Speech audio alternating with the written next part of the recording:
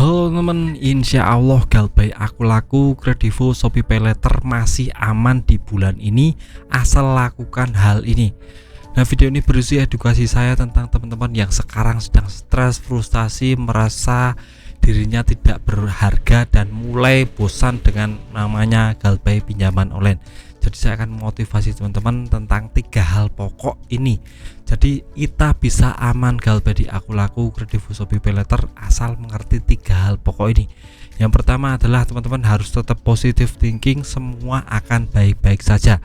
Masalah Galbay atau gagal bayar pinjaman online itu murni masalah perdata, bukan pidana. Jadi tidak akan ada nih untuk yang namanya di penjara, disita aset. Jadi aset kita di rumah kita masih aman semuanya. Jadi tidak perlu overthinking besok akan gimana ya, saya akan disita aset, saya akan jadi miskin, saya akan bagaimana. Tidak seperti itu ya teman. Jangan berpikir seperti itu, jangan berpikir terlalu dalam masalah ini. Semakin teman-teman berpikir selalu makin dalam, semakin teman-teman stres sendiri menghadapinya. Jadi tetap positive thinking, tetap berpikir yang positif-positif saja, tanamkan di mindset tentang hal-hal yang positif, maka yang hadir juga hal yang positif. Kalau teman-teman di mindsetnya negatif, tetap yang ke depan akan datang yang negatif. Jadi jangan pernah takut tentang masalah ini. Nah, untuk yang kedua adalah jangan takut resiko Galbay cuma itu saja. Nah, saya sudah banyak sekali bikin video tentang resiko Galbay ya, mungkin cuma bunga denda yang bertambah, tentang masalah penagihan lewat WA dan telepon, tentang debt collector, tentang yang namanya BI checking, dan itu saja resikonya, tidak akan menyangkut hal-hal yang lain. Jadi jika teman-teman sudah simak video saya dari yang kemarin-kemarin pasti sudah tahu dan sudah tahu paham tentang masalah ini. Jadi untuk resiko Galbay juga cuma itu saja. Jadi jangan pernah takut, jangan pernah minder atau malah stres menghadapi ini. Tetap aman kok Galbay di aku laku Kredivo dan Shopee Paylater asal teman-teman sudah paham resikonya seperti ini. Jadi ke depan tidak akan bingung lagi saya Galbay resikonya pasti debt collector atau tidak ya teman.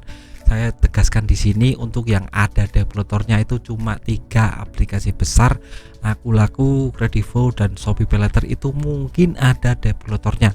Ya di luar itu seperti ada Bundi, ada Kami, Isi Cash atau yang lainnya, Win-Win 360 kredit atau yang lainnya itu tidak ada debt collectornya sama sekali.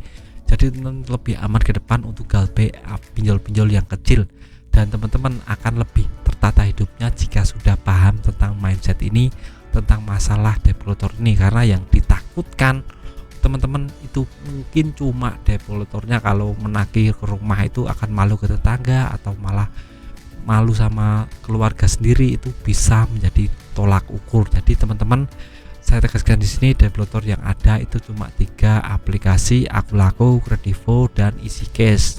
Itu juga cuma sedikit sekali, tidak banyak ya teman.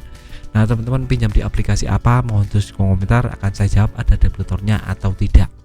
Nah, untuk poin yang terakhir adalah teman-teman sudah Galbay ya sudah digalbaikan saja, ikhlaskan saja, mendekatkan diri kepada Tuhan, minta pertolongan kepada Tuhan agar bisa jerat pinjaman online ini bisa terlepas dan teman-teman bisa kembali hidup normal lagi.